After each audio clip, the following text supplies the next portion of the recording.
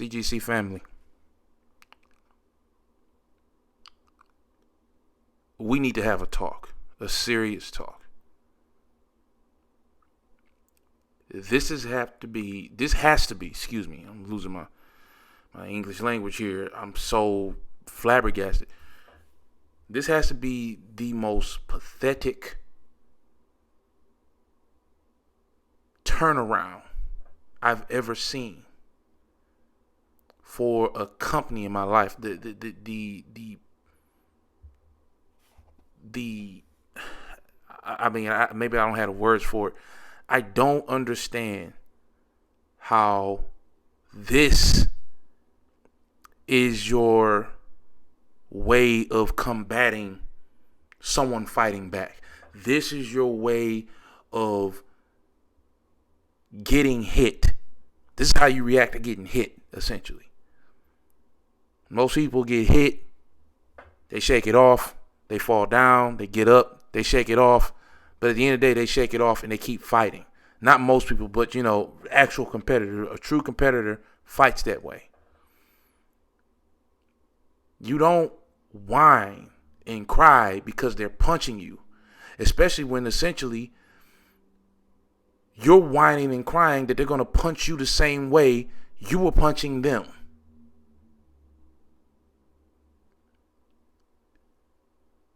If you don't know by now, this is another video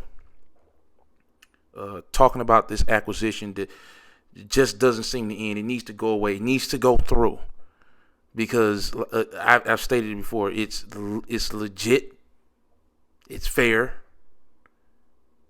Microsoft is literally giving the biggest game that everybody was worried about to all platforms. All competitors have access to this game. Nintendo have access on their new Switch, which should be coming, especially if this game is going to have parity with the other versions. And NVIDIA is going to be able to stream it on their cloud service, which is a big boon for them. At this point, everything's fair. But you got Sony, the company who's responsible for this logo, the company who's responsible for hundreds, if not thousands, if not millions of hours, not just for me personally, but for people all over the world of fun and entertainment and pushing the industry and certain genres in this art form forward.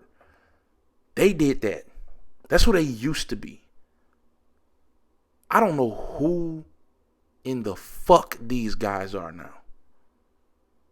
Or more importantly, I don't know why they have these people that are in charge running things. This is pathetic. You've seen, or more than likely you've heard, the quote or quotes that have come out of one Jim Ryan's mouth over the last month. But let me reiterate, because anybody that's a PlayStation fan, you call yourself one, I want you to understand, I'm a PlayStation fan. I got a PSVR 2, PS5. I've had every PlayStation at launch, with the exception of the PlayStation 1 because I was a kid and I couldn't afford to just go get it. But I've had every PlayStation at launch. Every one of them. Even if I didn't like what was going on with it, I made sure I had a PlayStation in my house. So this ain't no Xbox talk. This ain't no anti-PlayStation talk. I love all of the game systems. I think they all offer something different. I think they all offer something that can provide me with a bit of entertainment, and I can go from one to the other, or I can go to a specific one for a specific thing. Nintendo, Xbox, PlayStation, Sega up to the Dreamcast, PC. Hell, I even got a Meta Quest in my house. Don't ask.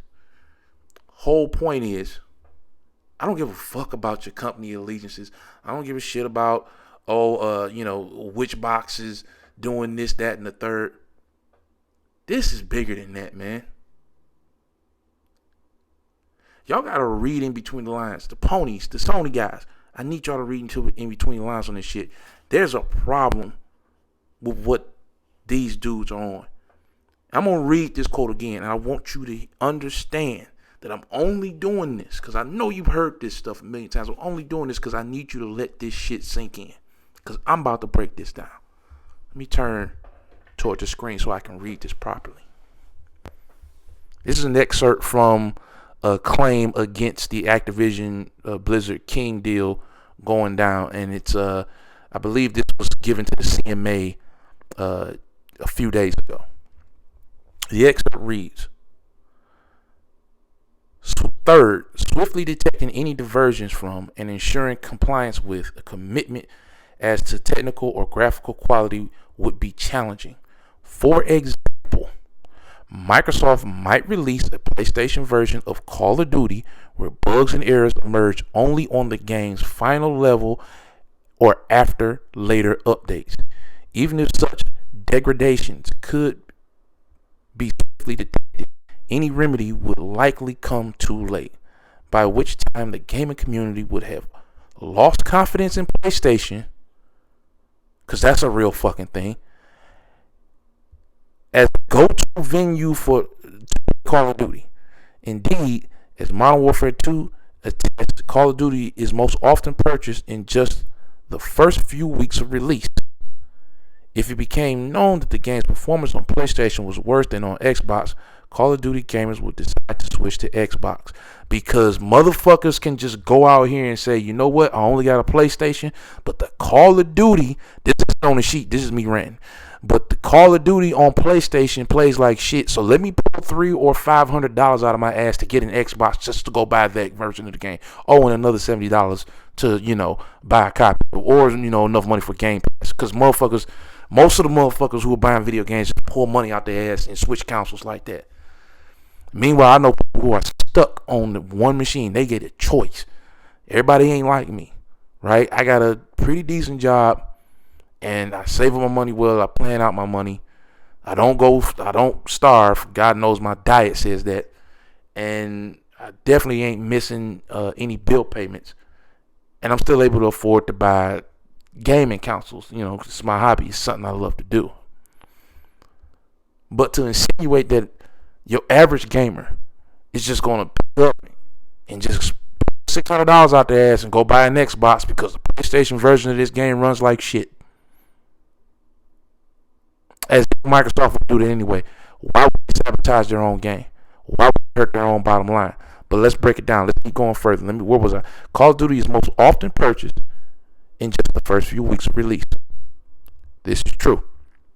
If it became known that the game's performance on PlayStation was worse than on Xbox, Call of Duty gamers could decide to switch to Xbox for fear of playing their favorite game at a second-class or less competitive venue. Let's break that down. Let me put the microphone back down real quick. There's a lot of old terms. I think it's people from the South, and particularly black people from the South. My family is from the South. And I've heard a lot of these terms. Hit dogs gon' holler. Well, I really love this one. I don't know where this one's coming from. But if you let somebody talk long enough, they'll show you how stupid they are. Let me tell you something. You know what this sounds like to me? You know what this looks like to me? This looks like a motherfucker telling on themselves. This looks so much like a motherfucker telling on themselves that it's crazy. I was watching Game On Daily. Shout out to Gas. He's one of my favorite YouTubers because the motherfucker's very entertaining. But he brought up something when he was talking about this shit. Didn't you motherfuckers, and I'm talking about Sony, didn't y'all send a lot of your developers to go help on the Callisto Protocol? Didn't that game launch on Xbox and PC missing certain features like fucking ray tracing, and it had shitty frame rates even on the PC version, but the PlayStation version in particular ran pretty well?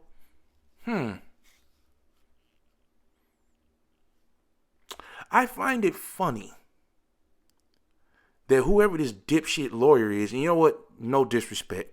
I'm not going to, I retract that. I apologize. You're not a dipshit. You're a lawyer. I've seen how hard you guys work. I went to college. I walk past the law library all the time.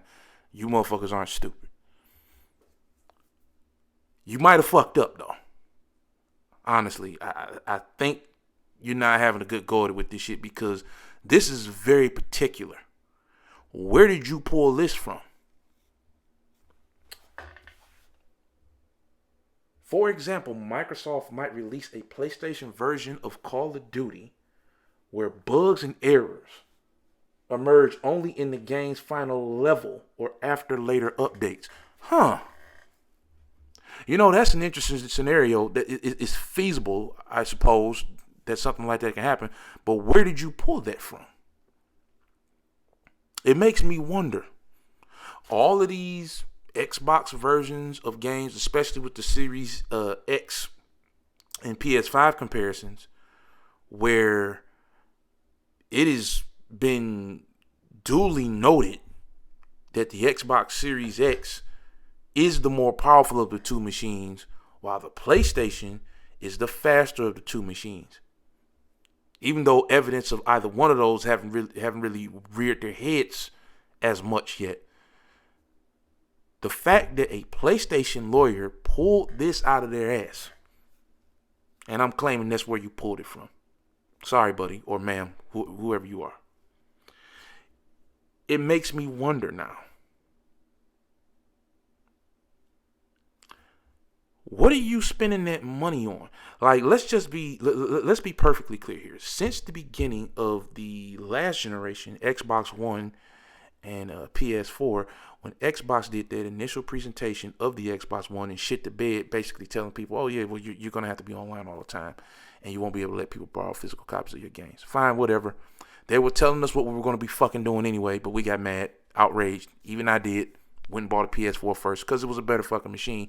That's a whole nother conversation. One has to wonder, how do you, with a straight face, claim that Microsoft would purposely sabotage your version of games when people who were playing Destiny 1 on the fucking Xbox did not get content that was relevant to the game for an entire year? There were whole dungeons. I think they were called strikes. Yeah, because I played the hell out of Destiny 1. Didn't touch Destiny 2 that much. They were called strikes.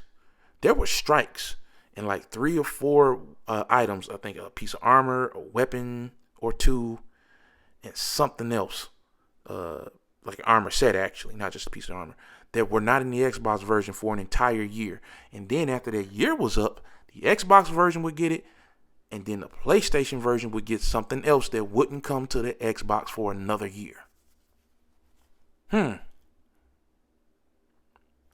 you find it strange that in games like Grand Theft Auto or Red Dead Redemption, there's always an exclusive mission or level? And usually one could argue, okay, these missions are insignificant, but is that fucking not the exact same thing that they have been accusing Microsoft of possibly doing with Call of Duty? They're going to make their version better by putting in content we don't have. I have never seen a motherfucker so blind to the mirror in front of them in my entire fucking life. Stevie Wonder can see more in front of him than these motherfuckers can. And the fact that the CMA is allowing them to say this shit without at least chuckling at the stupidity of it tells me that the CMA is full of motherfuckers who really don't understand what's going on. And the fact that Microsoft is letting it ride, to me, says that they know they could destroy these motherfuckers in whatever kind of court, even though I don't think the CMA works like that. But the CMA really, at this point, y'all need to drop it. And the FTC, you motherfuckers definitely need to just back the fuck off, because you got a whole load of problems coming at you yourself right now. I know I'm cussing a lot, but it's like, this has reached peak levels of hilarious stupidity. This is a fucking circus. Like, both companies are acting like things are worse off for them than they really are. But Sony's like doing Wile E. Coyote shit at this point. Like, all of these traps you're setting up are just making you look stupid. And has to be the most egregious one yet. The fact that you were willing to basically admit that, or tell your lawyer to admit that you've done something like this. Again, you sent, I want to say it was somewhere between 100 and 150. I could be completely off with that number, but I believe I remember reading that somewhere. Might have been Game Informer. They sent about 100 to 150 PlayStation developers to Crafton Studios to help build the PlayStation, quote unquote, version of Callisto Protocol. But on Xbox and PC, the game ran like dog shit. And that hurt that game. That game may not get a sequel. I don't think it sold very well. You know, there's a lot to be said about PlayStation's fuckery. Over the last, it's been the 2013 is when the PS4 and the Xbox One came out, so it's about the last decade now. Look at games like Forspoken. That studio recently got collapsed back into Square Enix at large, and Forspoken is rumored to be a sales and was definitely not rumored to be a critical disappointment. It was critically disappointing, but it's rumored to have not sold very well. And if you go back and look at other stuff like Neo, I don't think that series did well. I think it did well enough to get a second game, but I don't think it sold very well. And companies keep giving these motherfuckers exclusives because they don't understand how dangerous it is. Cliffy B could tell you how bad of an idea it is to give Sony a fucking exclusive. Because here's the problem with, and this is me, I'm not a businessman, I'm not the smartest motherfucker in the room, but the way I look at it, my mind tells me that it's not a good idea to give exclusive rights to your new IP to a company that is flooded with exclusive rights to new IPs. How is your shooter going to be special if it's coming out next to 4 or 5 other shooters that are also only on that machine? That's what happened to Lawbreakers. It came out. Did it come out near Overwatch? And near? What was the other game that 2K made? God. I forget the name of it. That shit died dickless in the dark. Anyway, I'm pretty sure Lawbreakers came out either before or around the time Overwatch did. Got fucking killed by it. And if it wasn't around during then, it definitely was around with one of the Black Ops games, 3 or 4, that had the specialists in it with the special moves that, you know, and the traits that made them unique as opposed to regular Call of Duties where everybody's just fucking dude in the army fatigue shooting people. It got crushed. These companies need to be a lot more selective about who they give exclusive rights to. I don't even think Street Fighter V sold very well. It was only on PlayStation. Console-wise, anyway. I don't think Street Fighter V sold well. It definitely didn't do Mortal Kombat numbers. Definitely didn't do Injustice numbers. Matter of fact, if it did end up doing well, it had a very slow start. But you gave it to Sony.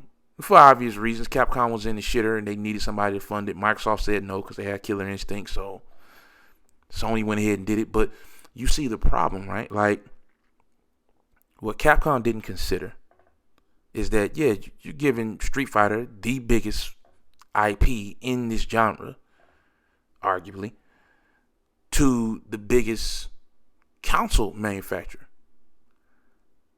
But so is the Guilty Gear team. So is the Blaze Blue team, which is, I believe, the Guilty Gear team. They were like King of Fighters 14. 15 came out on Xbox Series and PS5. But 14 only came out on PS4. There were several fighting games that only came out on PS4, well before they hit Xbox. And while none of those games are Street Fighter, not making that argument at all, it's very easy to get lost, which is why I don't think a lot of those Guilty Gears, like they just published Guilty Gear on Xbox, right? I think they fucking needed to. I think it was easy for Microsoft to walk up to them, offer them a check, say, yeah, put it on Game Pass. Because I don't think it was seeing the sales or the retention of players that they wanted it to see, because you fucking idiots keep giving one company all your games. Guess what? It's cool. You're on the same you're on the highest selling, most popular platform, but you're getting lost in the sea of games. And I'm going off on an aside rant, but it's just like Sony is doing all this accusing and all of this bitching and whining about exclusive content and buggy games being sent out. And if you fucking take the Pepsi challenge and you just go back and you look at very peculiar occurrences, even toward the launch of the Xbox Series S and X and the PS5, there's some fishy shit going on. There's a lot of things that make you think, that's very strange that you would insinuate Microsoft would do something like that, when it would seem, especially in recent history, that that's what you fucking do. They got some fucking nerve to outright openly say what they've been doing. And somebody at the CMO, wow, the CMA is probably going to be stupid enough to ignore that. Regardless, this deal is going through. Like, I'm at the point now where the only reason you would say and do the desperate dumb shit that Sony is doing is because even they know the writing is on the fucking wall with this thing. And good. Because honestly, and I've spoken against this before, but I think Jim Ryan does need to be fucking fired. The guy's an idiot. He let something loose in front of I guess she's Activision's VP, Lulu. And she fucking, I'm pretty sure it wouldn't hold up in court because it probably happened during a private conversation on February the 21st. But he basically was like, yeah, I don't want a new Call of Duty deal. I just want to block your fucking merger. So you let her hear you say that.